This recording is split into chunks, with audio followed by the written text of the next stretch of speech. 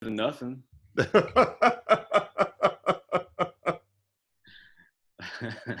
I heard Tom Waits say that, so that's what I say now.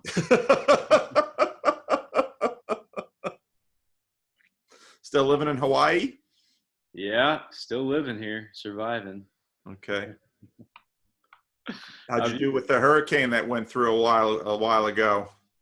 Well, we got some good waves to surf on, so for some people it was a tremendous disaster. For us, it was just a lot of fun. Well, you've got big waves anyway, so even bigger. Yeah. That's big stuff. So what's on your mind? You saw Peterson. You wanted to talk through some things? Yeah, we went and saw him in Honolulu, which is an island over from us. And my wife really wanted to go see him. So really, yeah, I was like, okay, sure, happily I'll go. Really didn't know what to expect.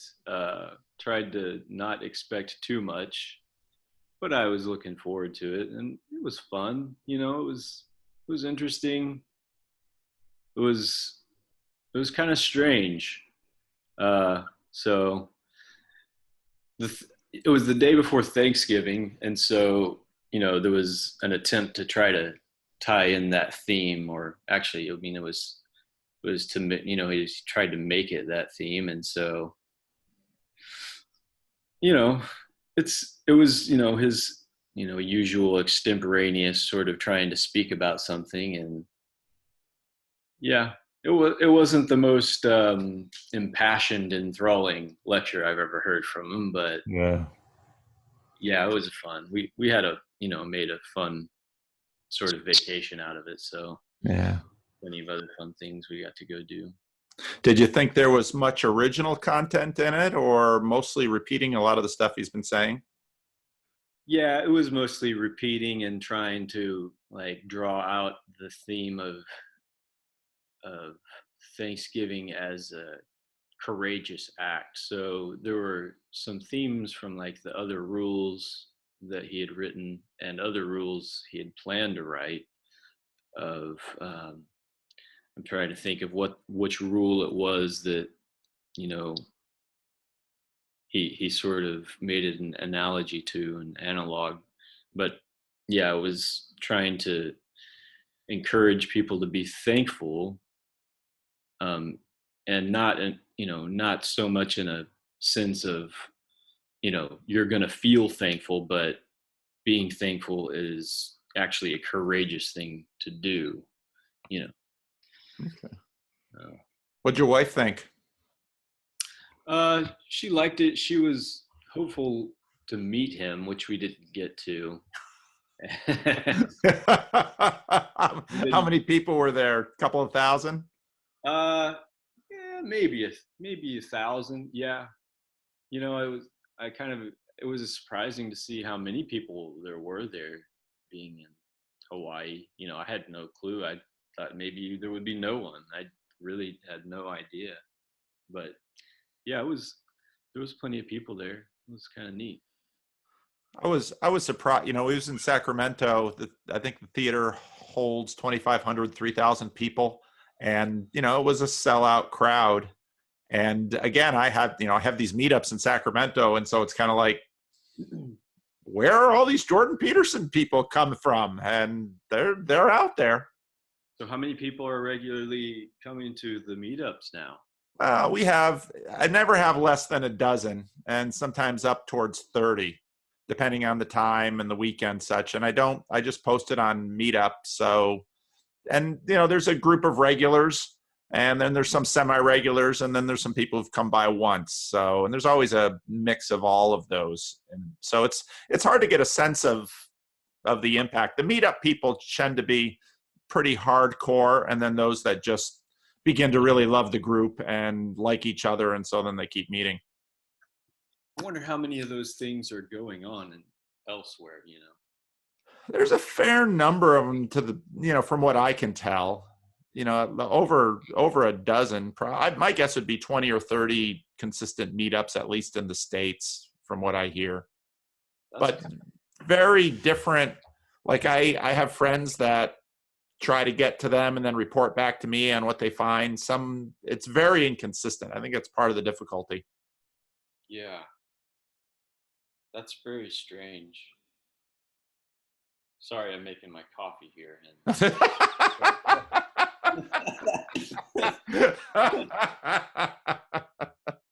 Nectar of life. That's right. Well, usually I'm talking to people who are, I'm on the West Coast, so it's usually they're later than I am in the day, but you're early, so. Yeah, I'm early. I haven't even gone to work yet, so. Are there any meetups near you at all? Any advertised? No, but I haven't looked really. Yeah. So, no, I'm pretty antisocial out here. Most of my socialization is now in the confines of this screen here. But that's cool. It's new for me. We've been here for almost a year now, Yeah. and it is kind of isolating. But well, compared to where we're from, Oklahoma, which everything there is your friends and community. So Yeah. this has been a good contrast. Yeah. Oh, I can believe it. Yeah. So yeah. People have, I was just out east, and people always have this image of California. Well, people in California have this image of Hawaii, and the weather's always glorious and the island's always beautiful, but life is made up of a lot more than the scenery. Yeah. Yeah, it is. It really is. The scenery's pretty good though. I lived in the Caribbean for a while, and so I know what living with beautiful scenery is like. It's really nice, but yeah, as one missionary used to say, you can't eat the scenery. It's true. So you lived in the Caribbean? Yeah, I lived in the Dominican Republic. I was a missionary there. Yeah, Haiti or Dominican Republic. Okay. Yep. Okay. Do you miss that? No. I've been doing this for 21 years. This is probably a better fit for me. Living in the Caribbean was fun and exotic in some ways, but it's a very poor country, and there was a lot of corruption and a lot of hassles that went on with that too. So it's, every place has its ups and downs. I've had friends who've lived in Hawaii, and they begin to gripe about the cost of food. And I mean, it's an expensive place to live. Oh yeah, it's ridiculous sometimes. We're constantly complaining about the food here. Yeah. Prices, and yeah. If I didn't like being out in the water so much, there's no way I would be here. But yeah, I'm a water sports type of person, and that kind of if I didn't have that, I would probably go insane. If I didn't have some type of activity to get my stimulation. Yeah. No, I totally believe that. I totally believe that. You need something. Yeah. Well, yeah. You don't have any kids, correct? No kids. Yeah. Kids will keep you crazy busy. I mean, it's just the nature of them. Yeah. My wife and I would like to have kids, and hopefully someday we'll be blessed with them. And as naive as that sounds, no, they are a blessing. They are, and almost every real blessing in this life comes with its challenges and even heartbreaks. That's the nature of this world. So, yeah. And same with kids. I've got 5, and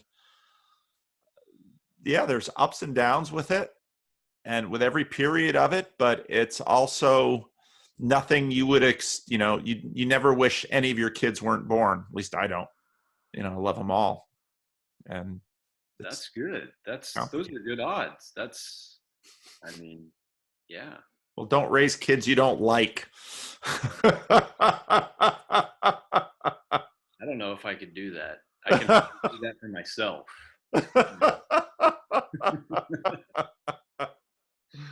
So, Oh. well, Merry Christmas. Are you celebrating the holidays special in a special way, or?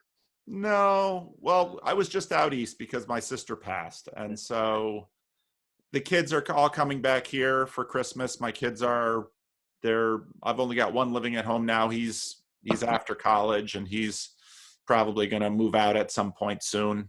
The rest are either living across the country or going to college. So it's fun to have them all back for holidays. That's good. I listened to your eulogy. Oh, thank you. I was crying. Yeah, I was crying too. Yeah, I can tell. It's yeah, that's part of life too here. It's just, and the world is full of tragedies. It really is. Yeah, I I'm a weird person. I haven't dealt with a lot of tragedy, so I tend to like keep my mind there because I'm afraid that it's going to surprise me. Uh, Uh, so I've been watching these documentaries about the euthanasia in Belgium. Have you seen any of those? no. I wouldn't recommend it. It's pretty depressing. Uh, Now I'm interested. yeah, you're like me. Unfortunately, I'm sorry to say. Uh, yeah, there's a few documentaries I've seen in the past week, and Belgium has the most liberal euthanasia laws, and if I'm gonna roughly state the statistics. I think they have 2,000 per year now, and Really? those, if I'm not mistaken, are largely um, because of psychological diseases. So it's people who just want to die. It's non-terminal illnesses. Wow. And it's just disturbingly fascinating to watch people drink potions handed to them by a doctor and lie down and die. Huh. Huh. Again, as a pastor, you're with people when they die sometimes, and it's it's sometimes. So the last person I was with when they died, there was a nurse, not a nurse, but kind of a care worker that was sitting there reading her Kindle, and to me it was like someone is about to breathe their last breath, and you're just scarfing down some Pulp Fiction.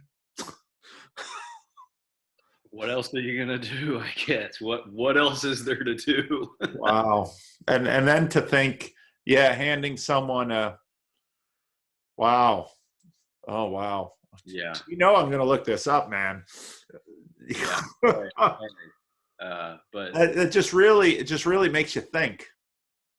it does, and I don't know if you've heard the statistics of the U.S. has in the past year, I think, ticked downwards in life expectancy, possibly because of suicides. Yeah. Yeah. So, well, at least here we have the enough balls to do it ourselves. That's kind of my take on it. It's like if you really want to, it's it's so terrible to hear myself say it. If you want to do it yourself. But it's Yeah. so strange to have people assisted by, I guess it's the state that's like allowing this kind of thing. And I understand why. I mean, that's the thing. Like I totally see why people want to die. Yeah. Sometimes it might be that people aren't helping you do it is the only thing that's keeping it from happening. So Yeah. Yeah. Well, I regularly minister to people who are near the end of life. They don't have much quality of life. They're Christians, so they're not going to end their life, but then they linger and live with the question, why hasn't God taken me yet? And, you know, I appreciate their questions. I often, and these aren't questions we can answer, but I don't know, to go the other way and say, okay, well, let's take this into our own hands. Part of the difficulty is that we're talking about this in one of our meetups. If the Golden Gate Bridge is a place that people often go to take their life. And amazingly enough, some people survive the jump. And what those who survive the jump mostly say is the moment after they jump, they have this incredible sense of regret. Why have I done this? How stupid was this? Why am I throwing away this gift of life when just a moment before they had enough despair to throw themselves off the bridge? So we're not terribly wise creatures. We're really not fit to manage ourselves. Yeah. Mm-hmm. Yeah.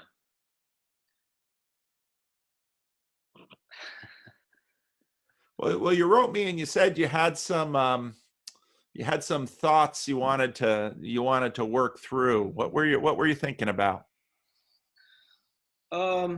Yeah, I think about a lot of things. I don't know. I've been keeping up with your channel, and which also kind of directed me to the Node in the Network guy who I keep up with sometimes. And it's just also weird, the Peterson phenomenon, doing all of this kind of thing where I'm like watching these boutique channels, and ostensibly for just entertainment value. Yeah. Maybe it's more than that. Maybe it's connecting. Maybe it's, I don't know what it is, but I really appreciate you guys doing these kinds of things. Uh, I know it's work, and well, I mean, I like I guess his name is, I guess he's, I don't know what's his name, Mr. Node. That's what I don't even know his name. Enough to call. That's where I don't even know his real name. And he Facebook friended me early on and wanted to know the software I was using, but I don't even know his name. He chooses to stay anonymous, so I just call him Node. Node, Mr. Node. Okay.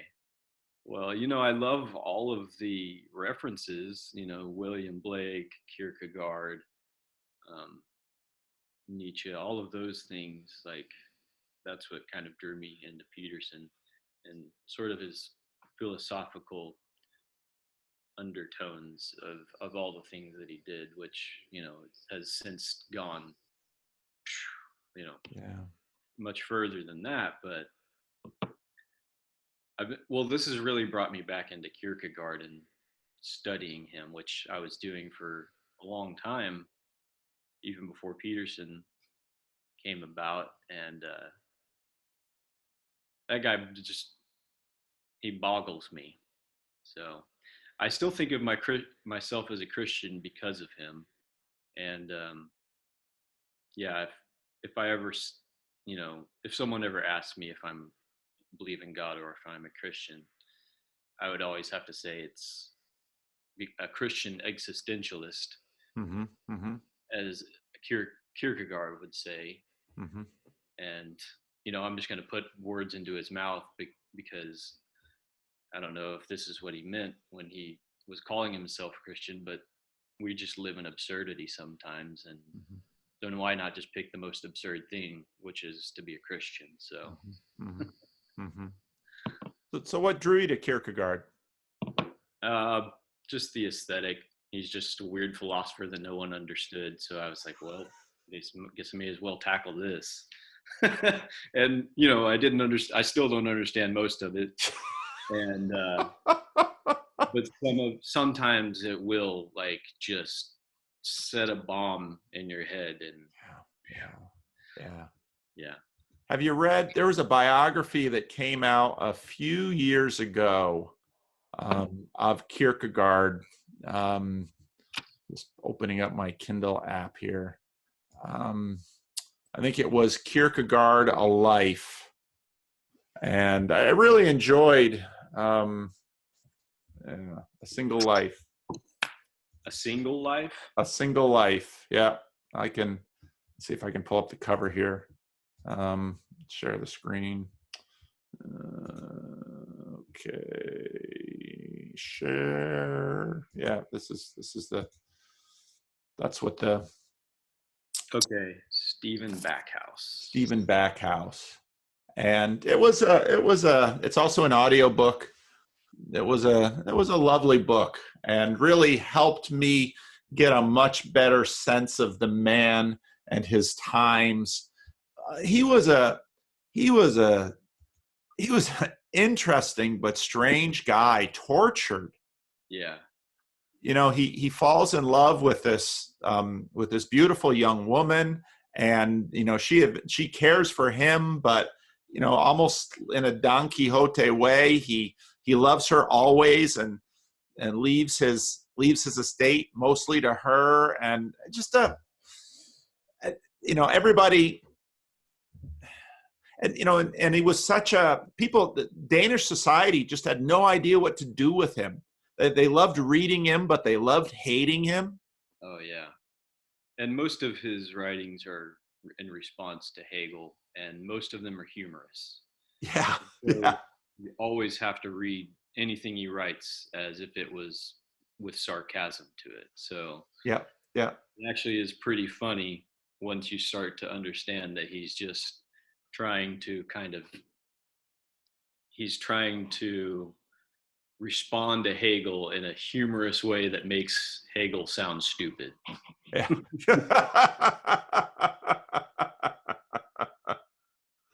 Well, and such a, I did that video yesterday on the three craters and Rachel Fulton Brown. Yeah, watched some of it. Yeah. And she's a huge, she loves Milo, and so then somebody in the comment section directed me to the Patrick Coffin video on Milo, and I watch a little bit of that, and I just don't. There's in a sense that Kierkegaard was a Milo figure, but Milo just has he doesn't fascinate me at all. He kind of bores me. Yeah. Mm-hmm. Okay. But Kierkegaard was just off the charts, brilliant and insightful. Right. And yeah, he was in a sense the jester figure, yeah, in the courtyard. Yeah, and he's responding to also the Danish Christendom, and his question is, well, if everyone's a Christian, what does it mean to be a Christian? Yeah, yeah. And well, I've had to ask myself that coming from the Midwest and the Bible Belt, what does it mean that we live in a Christian society? And, we don't have to live in a Christian society. We can take that for granted, but, what does it mean for an individual to be a Christian if that's the water you're swimming in, I guess. Yeah. And Kierkegaard's passionate distaste and revulsion for that type of communal conformity Christianity, which it's funny because there are places where that is still strong, even though in many, many places it has receded, dramatically. Oh yeah. And that's the strange thing. Yeah. we live in both of those worlds kind of at the same time somehow. Yeah. And I'm not sure. Yeah, neither one of them is correct. Yeah. I see why people are drawn to both of them. Um, I don't know what to do about it. No, no. And I've often noted that sometimes people most deeply in church they romanticize what's out from church. And so, oh, it's all my unbelieving friends and the freedom that they enjoy. And, I love when I'm with my unbelieving friends because I don't have to play this Christian game. But then you go out in that world and then suddenly you realize the restraints and binds in that world, that people leave that world and then come into the church for that other kind of freedom. Right, right, right. Yeah. Well, and Kierkegaard, he could see, he clearly saw the duplicity and the corruption of the church and Christendom, but then also had a sense of, okay, what if there is nothing around you? Then suddenly it's your own passions inside that, if you're a prisoner of your own passions instead of the communal restraints, well, where then do you go for freedom? So no, he's a gift, but a gift that requires a lot of us to read and benefit from. Right, a gift that you may not have wanted, that you kept asking for, but Yeah, yeah, he was in a sense, probably the cause of postmodernism, and he was trying to answer those questions before they were even around, but um, you know I can't help but think sometimes that it went from him asking those questions, those very difficult questions of, what are we here to live for? and if we don't have an answer to that, why are we living? yeah, If we think about it in a philosophical historical progression, Camus was the one who asked, the only question is the one of suicide. And you know well, here we are, and where suicide is causing our life expectancy to go down. So it's kind of, yeah, catch 22. That's not a good way to put it, but well, one of the things I often think about is that, when I lived in the Dominican Republic and worked with the Haitians, I can't recall ever hearing of a suicide among them.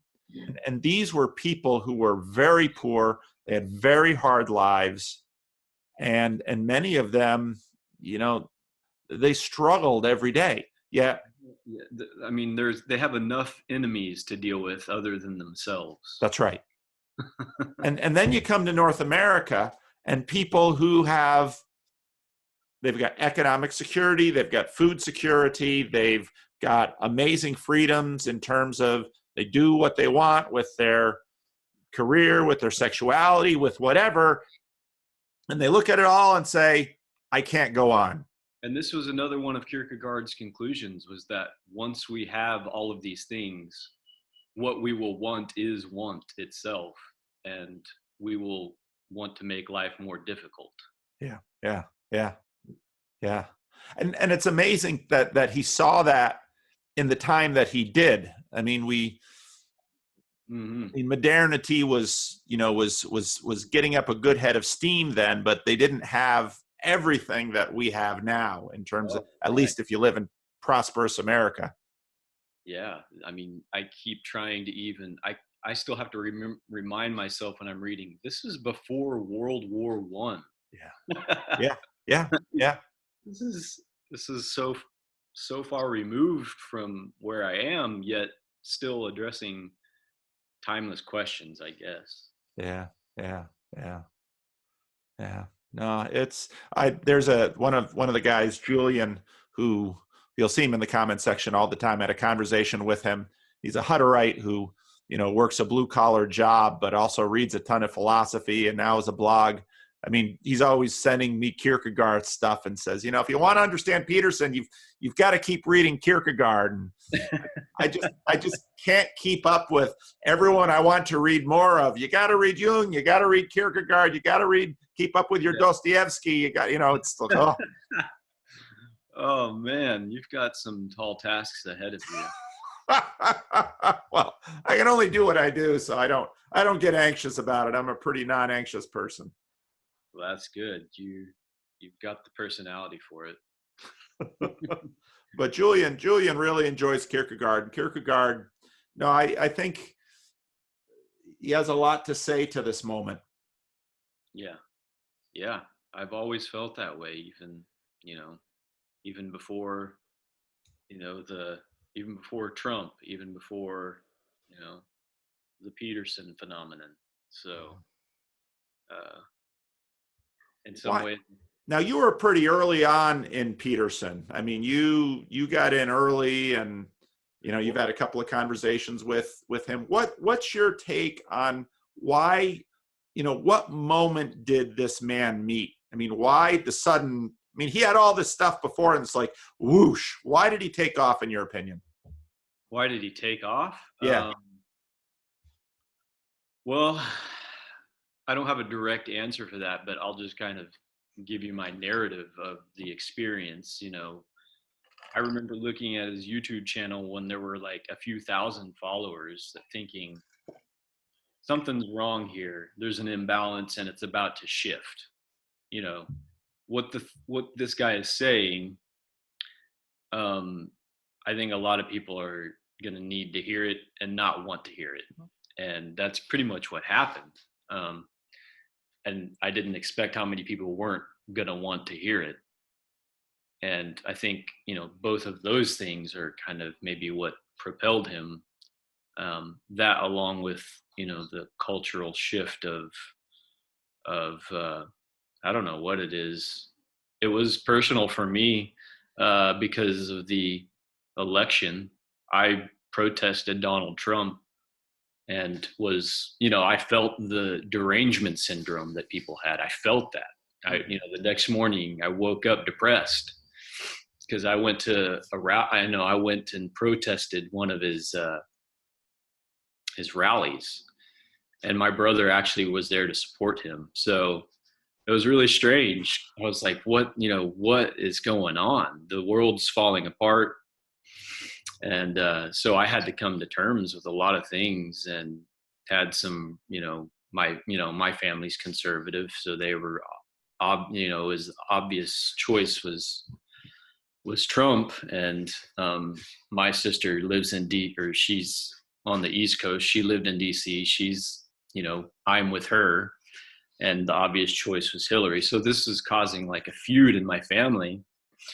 But I don't know, I don't know how I would have made sense out of so much of this without the Peterson lectures. So it was really helpful for me in that way. That's interesting. And I often reflect on, the Peterson moment and whether or not it relates to Trump and what brought his moment on. It's really interesting. Yeah, I'm not sure how, it relates. A lot of people want to bring those two things together in a way that's like, well, I don't know if I agree with that, but it did help me make sense out of it. So yeah, I mean, yeah. That's interesting. Because, for me too, it was, I never related the two. For me, my interest in Peterson was much more the religious side. I saw someone who had the temerity to challenge the pronoun thing, which was, I always thought I knew people can't just self-define.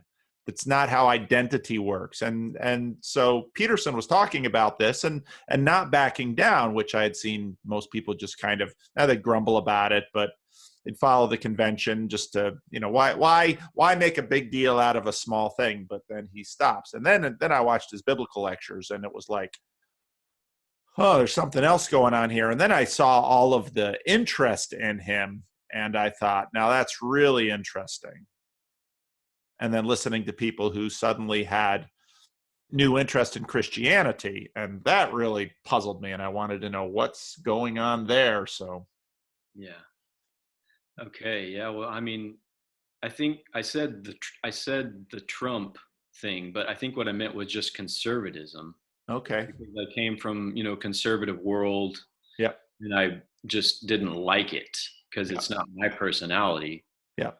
Um, but I I didn't I didn't ever have an appreciation for it, even though it's still like it's in me so deeply that I just can't see it.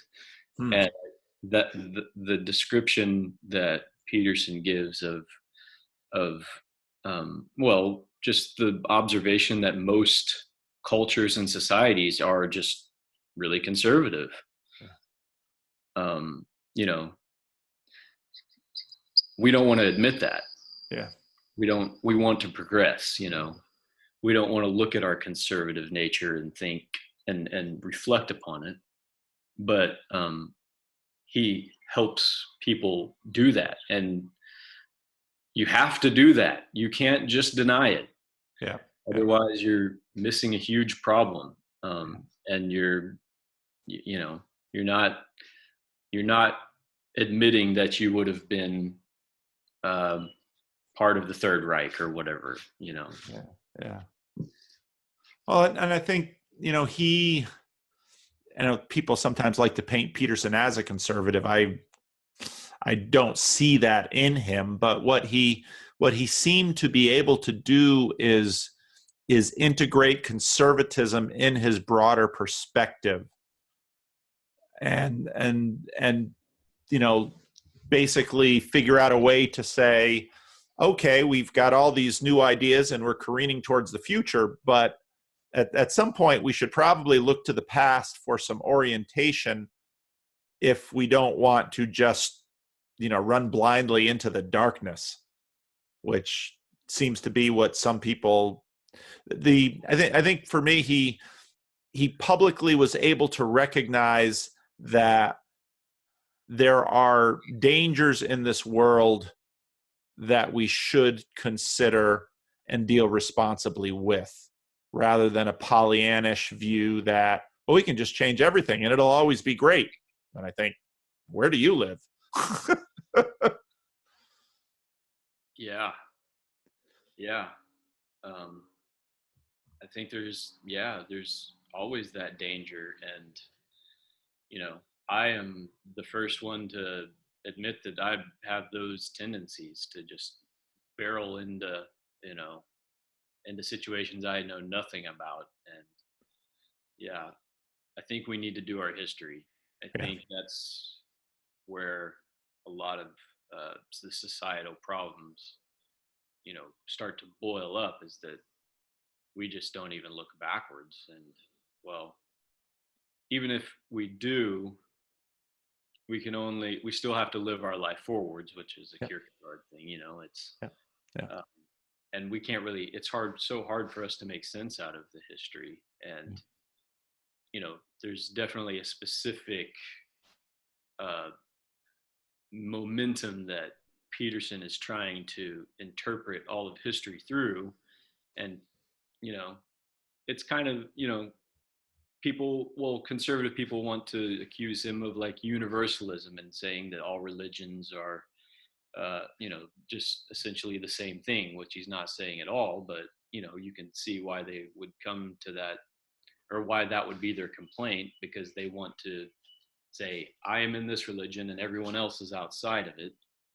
And that's fine, but you know there's a grander narrative going on here that I think Christianity was the first one to attempt to try to deal with. And that's what Peterson, I think, is slowly trying to figure out the words for that.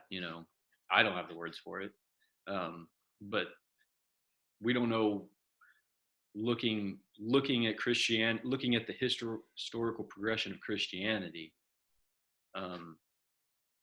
is it universalism? What do you think? Well, universalism always has the difficulty of the Bible, that the Bible doesn't seem to be a very good universalist text. Well, it's also a historical text too, so yeah, no, that's right. At war with one another, which is universalism. Yeah. I'll kill you. Yeah, universalism always has there's a weird sense in which, and I think C.S. Lewis brought this out quite well. There's a weird sense in which choice necessitates objection and rebellion, and universalism seems to imply a denial of that choice.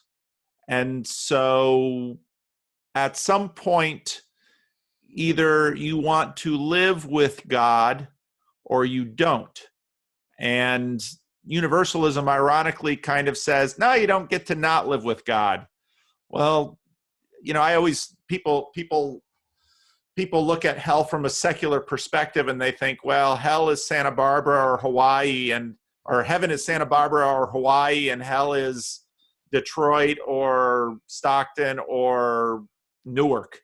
And it's much different than that. If you love God, then heaven is with him. If you hate God, then hell is being near him, because his glory is just too, you can't shut your eyes to it. So there's a nature, there's a sense in which, so then some people say pivot and they'll say, okay, universal reconciliation. That's a better idea than the other, but I don't know. I leave these things up to God. And Jesus talks about shut doors and outer darkness where there's gnashing of teeth more than anyone else in the Bible does. So to me, that's probably a sign of something. Yeah. Well, personally, I could never be a universalist because existentially there are too many people I want to strangle. So I fall into that category. I put myself. Yeah, I just think of the universalist as like the call onto the individual to. I don't know exactly how I want to phrase that. Well, we've got a few more minutes. Anything you wanted to get to that we haven't touched on? No, I'm just rambling, and it's been great talking to you. Thanks for taking your time to do this. Well, I appreciate it. And I still deeply appreciate, the gift that you gave me of the Patreon talk with Peterson. That was a ton of fun. I wish we had a better internet connection to have a better recording, but it was. I did want to say though, stop thanking me for that. And I want to confess something in our little confessional booth here, because, okay, so the Patreon deal was that you give the money, then you get a free 30-minute talk or whatever. Right. The link that they put into my email inbox was a non-terminable link. So I had a few conversations with him, actually. I only published one of them. And then I thought, well, God, I'm, of all the tell the truth, right? I've got to share this gift. And so I stole from Dr. Peterson, and unknowingly you did too. And so you don't have to thank me for that anymore, because it was, I'm still appreciative. Yeah, no problem. Well, take care, Josh. And I hope you enjoy your glorious weather and your beautiful blue, clear water. And you can thank God for those beautiful gifts. We thank God for the hurricanes. That's right. All right, Paul. All right, Josh. Take care. All right. Bye-bye. Bye.